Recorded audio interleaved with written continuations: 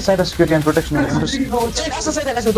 How Islamic Revolution of 1979.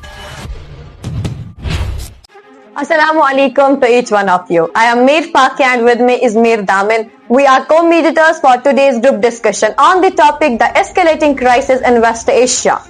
We warmly welcome you all in today's group discussion on the escalating crisis of West Asia. As you all know, Iran is targeting US bases in Qatar, Bahrain, while Israel simultaneously strikes Hezbollah in Lebanon.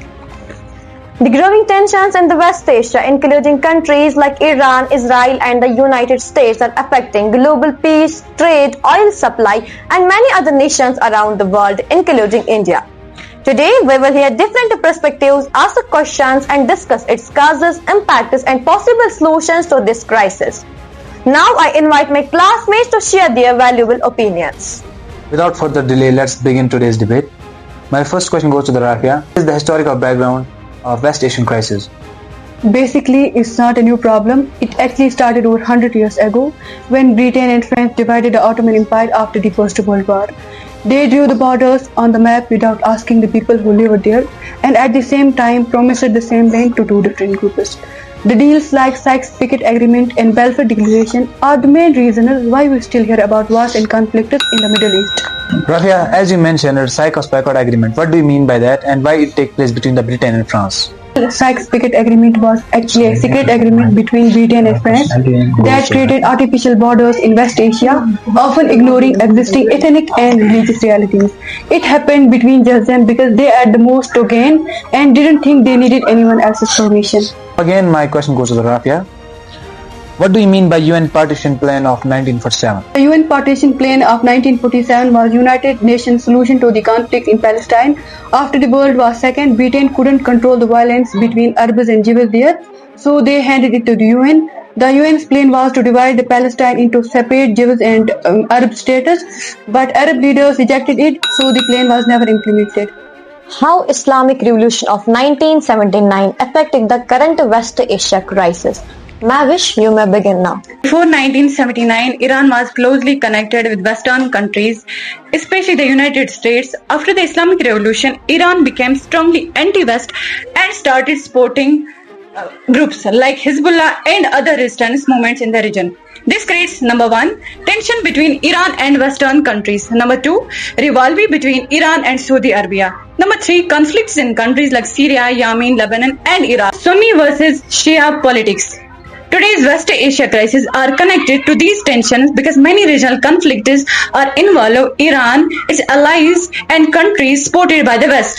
So the 1979 Islamic Revolution changed the balance of power in West Asia and became one of the main reasons behind many current regional conflicts. Thank you.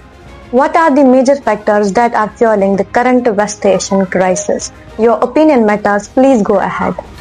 The major factors fueling the current West crisis are conflict between Israel and Palestine, regional and political tensions, and rivalry between religious powers like Iran and Saudi Arabia. The main crises in the West Asia are mainly caused by political instability, economical problems, conflicts, terrorism, and competition over oil and land resources.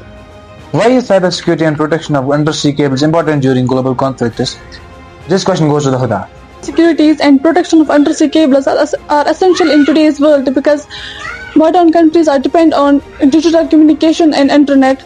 During global conflict, cyber attacks and damage on these cables can stop banking, defense system and international communication. Therefore, protecting digital internet is important as protecting national boundaries. What steps can India take to safeguard its strategic and economic interests during the ongoing West Asian crisis? India can protect its strategic and economic interests during the West Asia crisis by maintaining good relations with all countries of West Asia, and India should secure its oil and gas supply because the economic depends on it. India should also protect Indian citizens living there and trade routes safe, but at the same time India should support peace and diplomatic talks. My next question goes to the Imran Altaf. That's what? Why is the Strait of Hormuz critical for India? Nearly 40 to 50% of India's crude oil imported through the Strait of the Hormuz, making it a vital of choke point. Any disruption due to the conflicts can significantly affect India's oil supply and fuel prices. It increased by 40 to 50% and rerouting at 15 to 20 days. Oil and gas prices spikes and raised product expense sharply. Materials like steel and cement became more expensive. Higher gas prices forced the government to increase subsidies.